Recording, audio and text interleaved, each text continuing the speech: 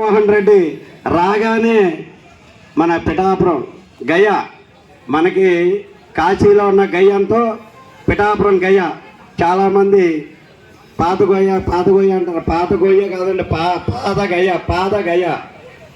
ఈ గయ చాలా పవిత్రమైన పిఠాపురం పుణ్యక్షేత్రం.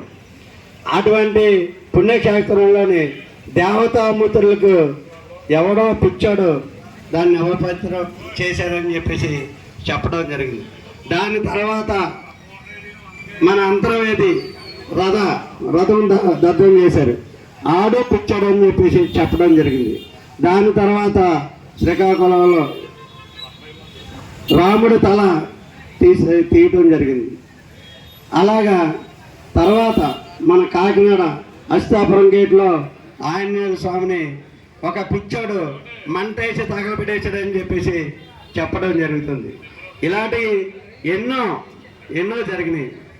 ఇవాళ మన కలియుగ దేవుడు వెంకటేశ్వర స్వామి ప్రసాదంలోని పంది కొమ్ములు ఆయిలు, అలాగే చేప నుంచి వచ్చిన ఆయిలు, ఈ రెండు మిక్స్ అయినాయని చెప్పేసి ఇవాళ మనకి రిపోర్టుల ద్వారా తెలియజేయడం జరిగింది. ఇవన్నీ ఇంత పెద్ద ఎత్తులో హిందూ మతంలో పోయిన జగన్మోహన్ రెడ్డి అవినీతి చేయటంలో వేళ భగవంతుడే చూశాడు.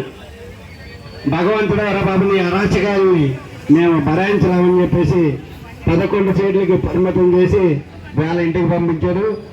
మన దీక్ష నిజంగా పవన్ కళ్యాణ్ గారు చెప్పినట్టుగా మన ప్రజలకు ఏం అవ్వకూడదని చెప్పేసి ప్రాయశ్చితంగా ఆయన తరఫు మనం ప్రజలకు ఏమవ్వకూడదు, మనకేమవ్వకూడదు.